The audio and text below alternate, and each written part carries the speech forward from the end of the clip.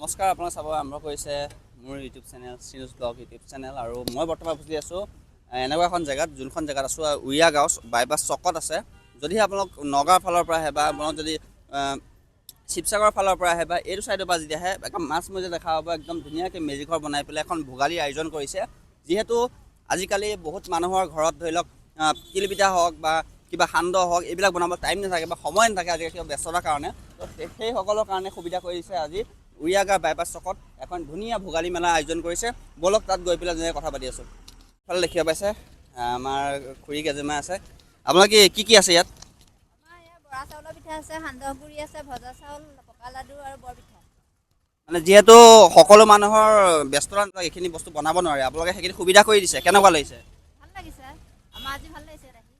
এই যিখিনি আছে ধৰি লওক, আজি তিলপিঠা পেকেটটো কৈছোঁ, এইটো কিমান দাম? 50 টকা।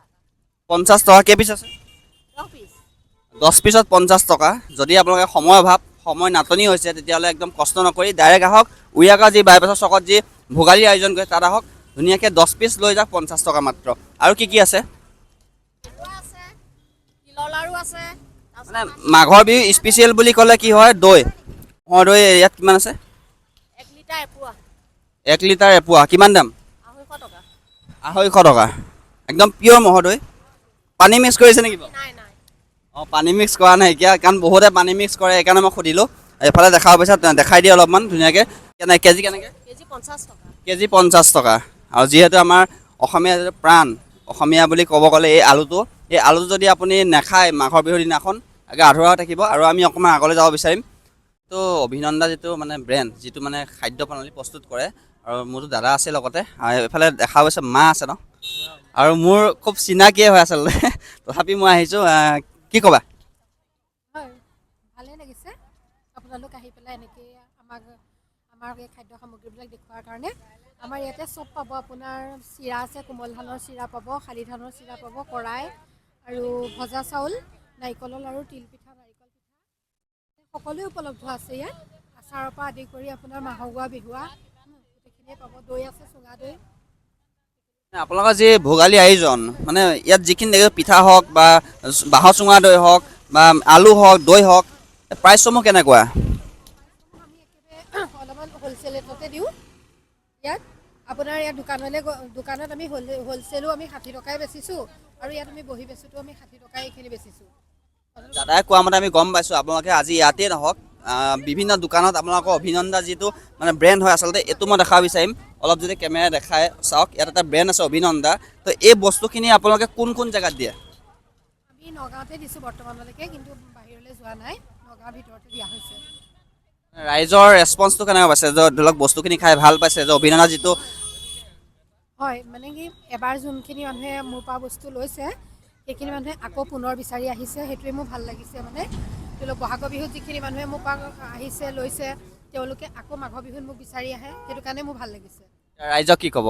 যিসকল তেজপুৰৰ ফালৰ পৰা আহে, যিসকল নগাঁৱৰ ফালৰ পৰা আহে, যিসকল কৰৈণীৰ ফালৰ পৰা আহে, কি ক'ব? আপোনাৰ দোকানত আহি কেনেকুৱা কি ধৰি লওক কি পাব?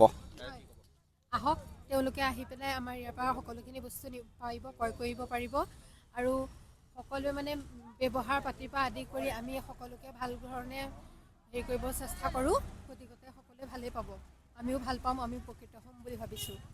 পিঠা এটা দেখুৱাম, যিহেতু আমাৰ বহুত পিঠা লুপ্ত হৈ গৈছে, মানে নবনোৱা হৈছে মানুহে।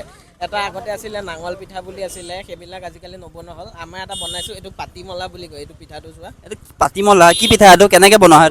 পাতিমলাটো মানে এইটো পিঠাগুড়িটো গুলি পেলাই যেনেকৈ আমি পানী পিঠা খাওঁ আগতে, পানী পিঠাটোৰ লগত ভিতৰত মানে গাখীৰ, চেনি, নাৰিকল আৰু কিবাকিবি দি পেলাই মানে এইটো বনোৱা হয়। এইটো খাবলৈ ভালেই হয়। এইটো মানে আগতে বহুত চলিছিলে, যেতিয়া মানে ককা আইতাহঁতৰ সাধু কথা যেতিয়া শুনা হৈছিলে আমি, আৰু পিঠাৰ মেলতো এই পিঠাৰ হেৰিটো চাগে কোৱা। নমস্কাৰ। কি ক'বা? কি ক'বা মানে, প্ৰথমতে সদৌ অসমবাসীক তোমাৰ চেনেলৰ জৰিয়তে ভোগালী বিহু আন্তৰিক শুভেচ্ছা জনালোঁ। আৰু মানে অভিনন্দা আমি 5 বছৰৰ পৰা কৰিয়ে আছোঁ। বিভিন্ন দোকানবিলাকতো নগাঁৱত বৰ্তমানলৈকে বিভিন্ন দোকানত আমাৰ প্ৰডাক্টবিলাক চেল কৰা হয়, মানে দিছোঁ। আৰু ইয়াত আমাৰ নিজাকৈ দেখিছে উৰিয়া গাঁৱতে চকতে হৈয়ে থাকে, 5 বছৰৰ পৰা ইয়াত হৈয়ে আছে। সেইখিনি বস্তুখিনি দেখুৱাবও পাৰিব। ইয়াত মানে তিলৰ লাডুৰ পৰা আদি কৰি যিমানখিনি বস্তু ধৰক পিঠা পনা, দৈ, চিৰা, মোৱা আলু, কাঠ আলু, সকলোখিনি ঘৰুৱাভাৱে মানে সংগ্ৰহ কৰি পেলাই আমাৰ ইয়াত বিক্ৰী কৰা হয়। লগতে আৰু মানে ভোগালীৰ যিখিনি সামগ্ৰী, অকল ভোগালী বুলিয়ে নহয়, বিহুৰ লগত বা অসমীয়া খাদ্য যিমান আছে, খাৰলি, কলাখাৰ, সেইবিলাক সকলো আমাৰ ইয়াত উপলব্ধ।